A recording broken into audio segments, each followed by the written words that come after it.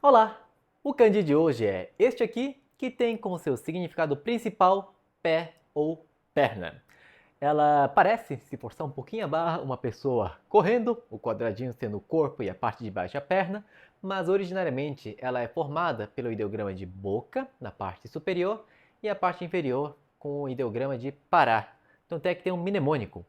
Vou me encontrar com um amigo, paro as minhas pernas para movimentar a minha boca. Então, para quem gosta desses trocadilhos, de repente pode ajudar a decorar. E bem, a proposta deste vídeo é dissecar este ideograma de cabo a rabo, desde os seus usos mais básicos, ideogramas mais simples, até indo a nível mais avançado, né, do N5 ao N1, brinco que vai até o N0, porque tem coisa que nem cai no N1 que eu vou trazer neste vídeo, né, inclusive algumas expressões idiomáticas, tá? Bem, ela tem algumas leituras, eu vou começar pela leitura ashi, sendo usado principalmente com este significado original de pé ou perna, e mais adiante eu pego os outros significados que são associados a este ideograma. Então, da mesma forma que falamos do vídeo anterior de mão, podemos falar pé direito, que é migi ashi, migi é a direita, pé esquerdo, hidari ashi, hidari é esquerdo, ryo ashi, ambas as pernas, ambos os pés, e kata ashi, um dos pés. Então, ryo é o prefixo que indica ambos, né? E kata, que indica apenas um dos dois. No vídeo anterior também falei do tekubi. Te é mão, kubi literalmente é pescoço, mas aqui se refere à parte fina do corpo. Então, tekubi é o punho, o pulso.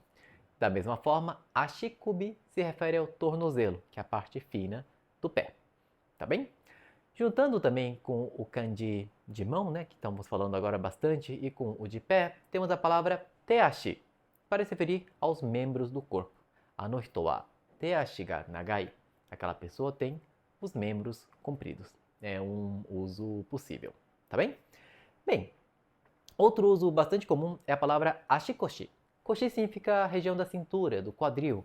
As pessoas que envelhecem, né, que deixam de conseguir andar, né, ou de correr como antes, falam: "Ah, ashikoshi ga yowaku natta." Literalmente, minhas pernas e quadris ficaram mais fracas, né? Mas geralmente ashikoshi se refere a essa capacidade de conseguir andar, caminhar, né, mais se referindo às pernas. Então é um outro uso nesse sentido mais anatômico.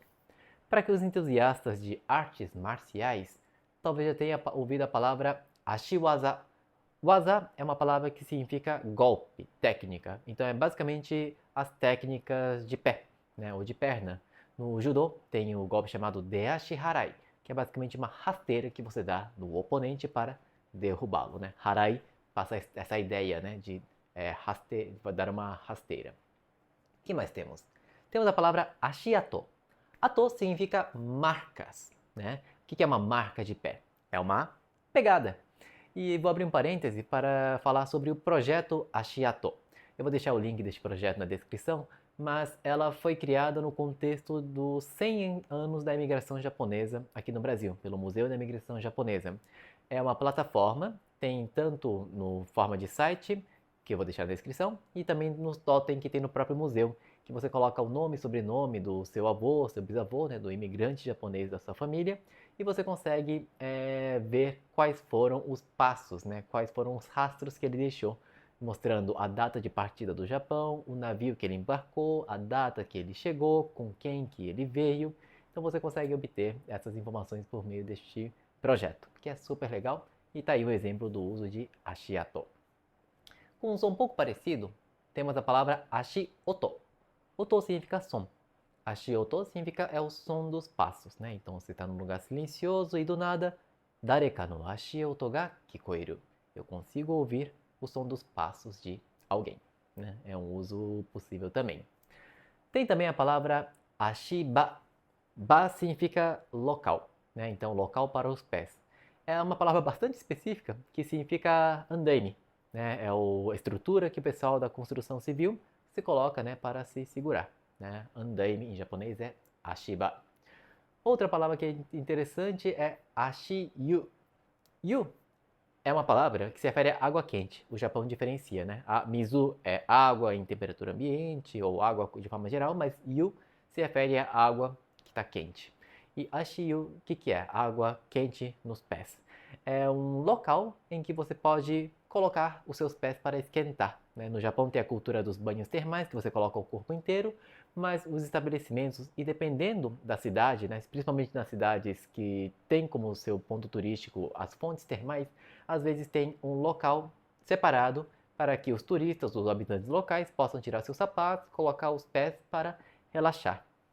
Eu fui em Gero, que é uma cidade muito famosa pelas suas águas termais, com a minha esposa em 2024, e lá tinha no meio da cidade locais assim para que você pudesse tirar os seus sapatos e relaxar. Né? É bem diferente e fica aí a dica para quem for para o Japão, principalmente no inverno. Né? É uma coisa bem refrescante, bem relaxante. Tá? Outra palavra bastante específica é ashigaru. Ashi é pé, né? E garu vem da palavra karui, que significa leve. A língua japonesa tem muito disso. Pega duas palavras de origem japonesa, o segundo elemento sonoriza, né? O som de ka vira ga, sa vira za e assim sucessivamente. Então, em vez de ser ashikaru, vira ashigaru. Elas faz referência aos soldados de infantaria, sobretudo aqueles que se destacaram durante o período Muromachi, mais especificamente no período de guerras internas, que chamamos de Sengoku Jidai. É um período que o Japão teve décadas, né, de lutas, conflitos internos, mas surgiram também essa nova classe, digamos assim, né, de soldados que tinham equipamentos mais leves, o motivo que se teve este nome. Eu não sou especialista em história, quem é? É a Tai Sensei, e no curso A Evolução da Sociedade Japonesa ela fala um pouco mais em detalhes sobre isso. Caso queira saber mais, basta clicar no link da descrição para adquirir o nosso curso cultural, tá bom? Mas tem essa palavra ashigaru para se referir a estes soldados de infantaria. E eu falei no início que este ideograma, ashi, ela pode ficar tanto pé quanto perna. E aqui eu vou ter que fazer uma observação, porque no japonês existe sim um ideograma para perna, que é este aqui que eu estou mostrando para vocês, que é um pouco mais complexo, inclusive tem o radical, né, que parece de lua, mas originariamente vem do ideograma de carne, como eu comentei no primeiro vídeo desta série. E ela se refere à perna anatômica, digamos assim, né, da parte da coxa para baixo. É muito utilizado quando você quer, né, trazer esse rigor acadêmico, científico, quando você refere a animais e também para se referir a coisas que parecem um pé, mas que com significado estendido. A gente no português falamos, por exemplo, o pé da cadeira, o pé da mesa. Em japonês também falamos teburu no ashi, isu no ashi. Só que neste caso utilizamos este ideograma mais complexo. Ou até mesmo para referir a perna de animais, usamos dobutsu no ashi, usando esse. Claro que se for querer falar sobre o pé mesmo dos animais, usaria o outro ideograma, mas geralmente se refere à perna, é este, tá? E para se referir à parte do corpo dos humanos, este ideograma mais simples costuma servir tanto para pé quanto para perna, inclusive nas palavras compostas, né? E até para a palavra de significado estendido. Por exemplo, este pelinho que a gente tem na nuca, nós chamamos de eriashi em japonês. Eri significa essa região, né, que bate a gola, né, o nosso colarinho. E ashi é o cabelo, né, que parece que tem uma perninha que está saindo aqui atrás. Aí chamamos de eriashi. Neste caso, utilizamos o ideograma simples porque se refere à parte do corpo de um homem.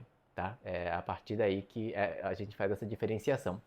E esta distinção em kanji acontece com diversas palavras, tá? Porque os japoneses, na sua língua, já tinha a palavra ashi, só que quando eles importaram os ideogramas chineses, eles viram, poxa, na China eles diferenciam. Com este ideograma é o pé, com este ideograma é a perna. Mas como no japonês só tinha ashi, colocou esta pronúncia para estes dois ideogramas. E acaba tendo essa mistura na fala. Vou trazer outro exemplo só para ilustrar. Tem a palavra tsukuru, que significa criar. Tem o ideograma que se aplica, né, da forma mais simples, que é o criar de maneira geral, tá? Fazer, criar, né? Utilizamos este ideograma. Mas tem este tsukuru, que é mais para coisas criativas, né? Passa uma conotação de criar algo de uma maneira mais criativa, né? Uma obra de arte, por exemplo. Tem este outro tsukuru, que se refere à construção de grandes objetos, como por exemplo um navio. Né? O tsukuru do navio seria para esse. Por quê? Porque na China acontece essa diferenciação. né? E isso em qualquer idioma, né? No japonês, talvez esteja divagando demais por aqui, mas tem a palavra kame, que em português seria traduzido como tartaruga, mas os japoneses não diferenciam tartaruga de jabuti e de cágado, como no português fazemos. É tudo kame, ou até mesmo wani, né, que pode ser tanto crocodilo quanto jacaré. Né? Então, no português temos essa distinção. Ao passo que no japonês tem a distinção de água em temperatura ambiente ou gelada, que é mizu, e yu, que é água quente, como vimos agora há pouco. Então, cada idioma tem sua particularidade e segmentação semântica, né? Vai dividindo as palavras de acordo com a cultura e a necessidade de cada idioma. Bem, acho que fechar este parêntese grandão, né, que eu fiz, e seguir então para a leitura chinesa, que é soku. Essa leitura soku lembra um pouco socks, né, de meia em inglês, então para quem quiser utilizar como mnemônico para ajudar, pode servir. E temos palavra com essa leitura, podemos utilizar para leituras como Nisoku Hokou. Nisoku significa dois pés, né? Ou seja, refere-se aos bípedes. Hokou significa caminhada, então caminhada dos bípedes, né? É bipedismo, basicamente. Ou temos também o Yonsoku Hokou. Yonsoku, quatro pés, Hokou, caminhada. Então, quadrupedismo, né? É a caminhada que os animais de quatro pés, que caminham em quatro pés, né? Gato, cachorro, fazem, né? Então é uma forma de se referir. Que mais?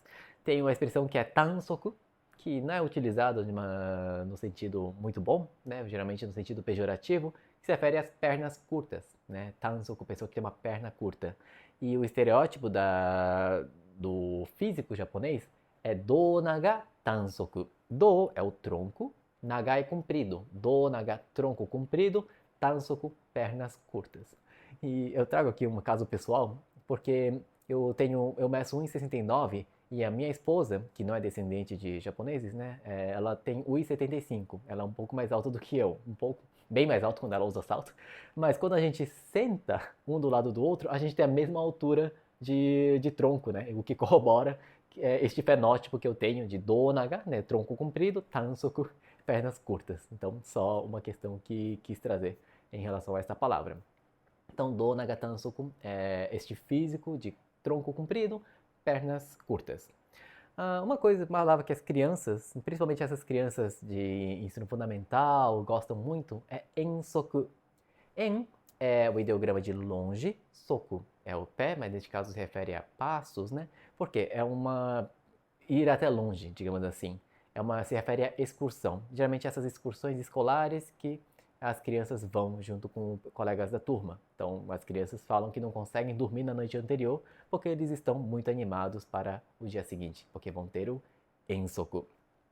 Outra palavra muito usada, usando ainda o significado, a leitura soku, é dosoku. Do é o ideograma de terra, é o mesmo de doyobi, de sábado, né? Dosoku significa calçado sujo. Na verdade, especificamente se refere ao ato de entrar sem tirar o sapato. Né? Essa é a ideia que diz o dosoku, porque é um pé, né, que está com terra, por assim dizer, está com sujeira de fora. Como vocês sabem, os japoneses, eles não têm o hábito de entrar com tênis, sapato dentro de casa, eles tiram, né? Tem até uma região para isso, que chama Genkan. E em muitos estabelecimentos, você vai ver uma placa escrito Dosoku Genkin, né? Alguns restaurantes, por exemplo, né? Dosoku Genkin, Dosoku é o que eu falei, calçado, entrar com calçado. Genkin significa estritamente proibido. Então eles pedem para tirar os sapatos para entrar em alguns estabelecimentos. É mais comum também, por exemplo, quando você vai num castelo, né, e entra numa região um pouco mais, vamos falar, um pouco mais reservada. Aqui mesmo em São Paulo tem um pavilhão japonês no Parque Ibirapuera, que se você quiser conhecer a parte interna, você tem que tirar o sapato ou colocar aquele propé, né, para proteger os locais. Então, no Japão tem esta cultura, né, de tirar o sapato em determinados locais, principalmente dentro de casa. Então tem este termo dosoku. O que mais eu anotei aqui? Dasoku. Da é o ideograma de cobra, soku é pé, né? Então, pé de cobra. Não existe. Na verdade, cobra nem precisa de pé. Eles conseguem rastejar e se locomover perfeitamente. Então, um pé numa cobra é algo desnecessário. Então, quando uma pessoa é excessivamente detalhista, né? Acaba trazendo complementos desnecessários. Referimos a essas coisas como dasoku. Uma frase de exemplo é Setsumei ga nagasugite dasoku ni natta. Minha explicação foi muito longa, muito extensa e acabou virando dasoku, que é pé de cobra, tá? Bem, este soku, essa leitura soku também é utilizada como um sufixo numeral, como um contador. Contador de quê? De pares de sapato, meia, bota, tá? Então fala kutsu ga issoku, né? Um par de sapatos. Nisoku, dois pares. Sansoku, três pares e assim sucessivamente. E agora que eu falei de meia, acabei lembrando de um produto que os japoneses desenvolveram. Os trens do Japão, né, dando um passo para trás, né, tem diversas categorias de trem. Tem os trens expressos, tem os trens pinga-pinga, tem os trens rápidos e tem uma categoria, né, dessa velocidade de trem que se chama Tsukin Kaisoku. Tsukin significa ida ao trabalho, Kaisoku significa rápido, né, Tsukin Kaisoku. Só que teve uma marca de meia que desenvolveu uma meia que o som é igualzinho, Tsukin Kaisoku. Kaisoku, kai significa bom, né? Soku é velocidade, então boa velocidade. Nesse sentido, traz rápido. Aí eles trocaram o soco do final de velocidade pelo soco por este ideograma que a gente está estudando neste vídeo. Então, kaisoku virou pernas confortáveis, digamos assim. Tsukin kaisoku, se referindo a uma meia que é confortável para você usar para o trabalho. Então, foi uma jogada de marketing genial que o pessoal teve para trazer, né, criar um nome de um produto. Bem, acho que eu falei bastante sobre este uso deste ideograma como pé ou perna e preciso dizer que ela é usado também como verbo, né? É o verbo tasu, adicionar, e tariru, que é ser suficiente, né? Tasu, vou começar pelo tasu, que é mais curtinho, tá? O tasu, ela é usado como verbo mesmo, adicionar, e também compõe palavras como tashizan, que significa adição em japonês. Adição no contexto de adição, subtração, multiplicação, divisão, né? Então, tashi vem do verbo tasu, que é somar, zan é o cálculo, digamos assim, tá? Então, tashizan é adição. Então, falamos que 1 tasu 1 wa 2. 1 mais 1 é 2. 1 tasu 1 wa 2, né? Que mais temos usando o tasu? Temos ainda pegando essa ideia de adicionar, só que com a leitura soku, temos a palavra hosoku. Ho passa a ideia de complementar. Soku, neste contexto, de adicionar. Então, adicionar complemento. Em outras palavras, complementar. Hosoku suru significa complementar. Hosoku por si só é um substantivo que significa complemento, adendo, né? Então, hosoku passa esta ideia. E uma expressão idiomática usando o tasu, essa é interessante, que é yo o tasu. Yo significa alguma necessidade, tá? Alguma necessidade, algum compromisso.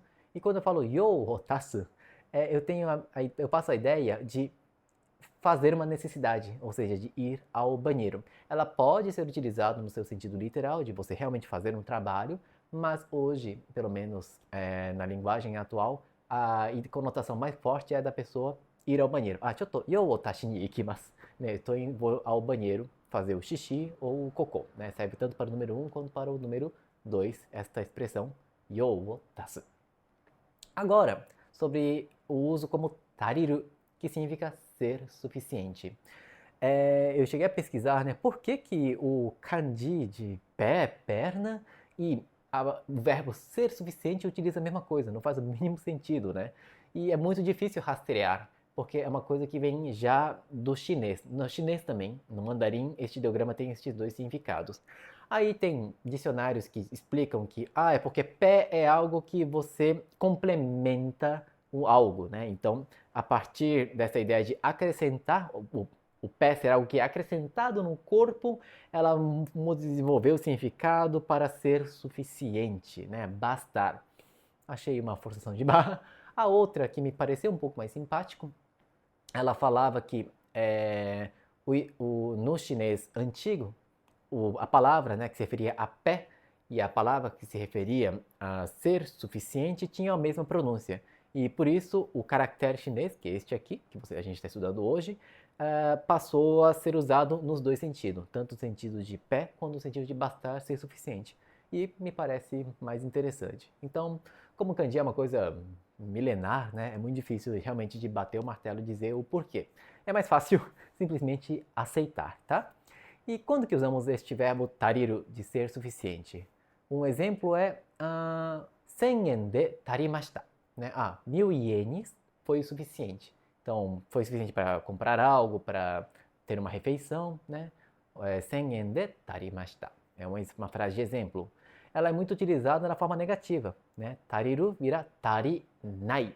E não ser suficiente. Por exemplo, vejo minha carteira, o kane ga tarinai, né? Tô sem dinheiro. Ou, jikan ga tarinai. Me falta tempo. É muito usado na forma negativa. Inclusive, temos um substantivo, aí volto para a leitura soco, em que coloca um prefixo de negação, que é o fu, e a leitura, este ideograma de ser suficiente. Então, a leitura seria fusoku. Fusoku para significar que algo está faltando. Mizu busoku, água em falta. Suimin busoku, suimin é sono, falta de sono, privação de sono. Undo busoku, undo é exercício físico, então se refere ao sedentarismo.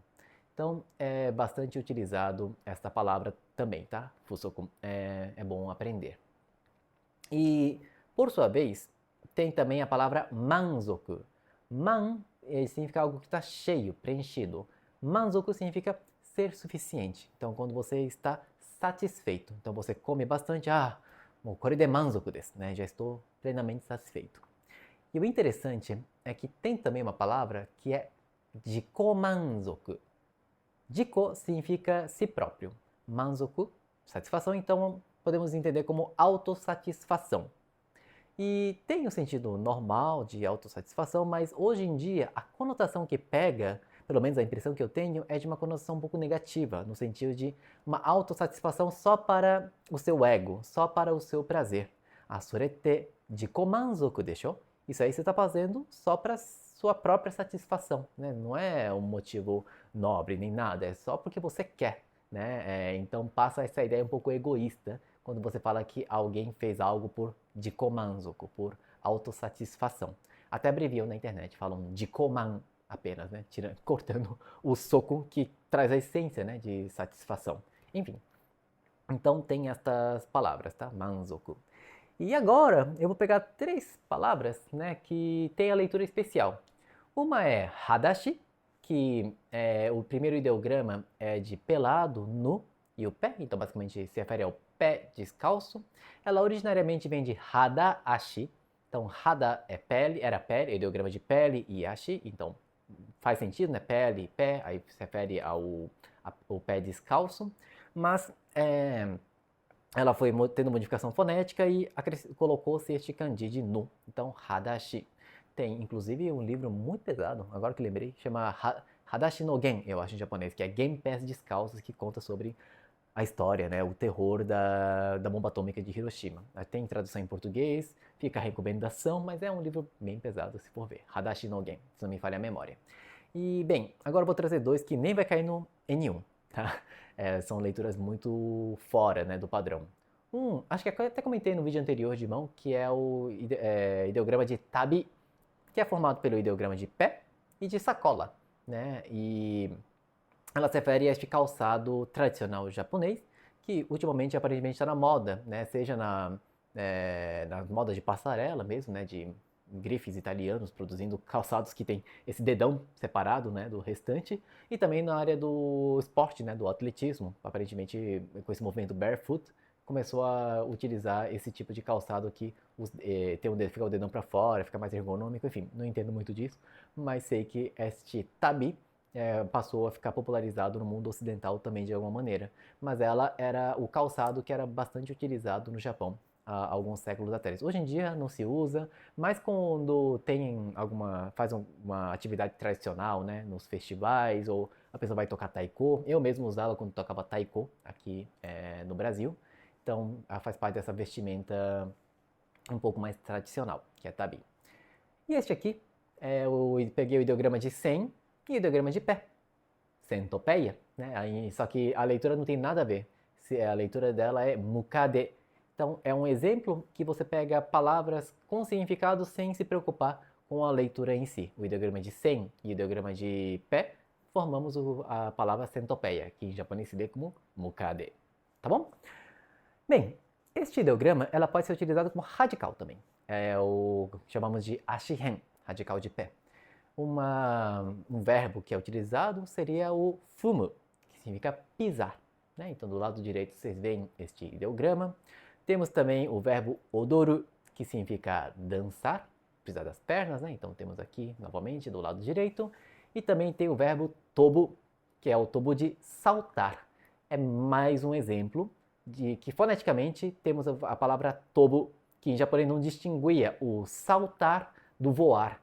E no chinês tinha um ideograma para essa ideia de saltar, né, como um coelho, e o voar como uma ave. Então, eles atribuíram ideogramas diferentes, mas a pronúncia é a mesma. Então, tobu, aqui é o tobu que usa saltando com as pernas, que é diferente do tobu de voar. Tá bem? Então, temos alguns exemplos de kanji que utilizam este ashi como um radical. E expressões idiomáticas, tem muitos, tá? E não é necessariamente usando apenas o pé literal, mas no sentido mais figurativo, né? De caminhada, de passos, etapas.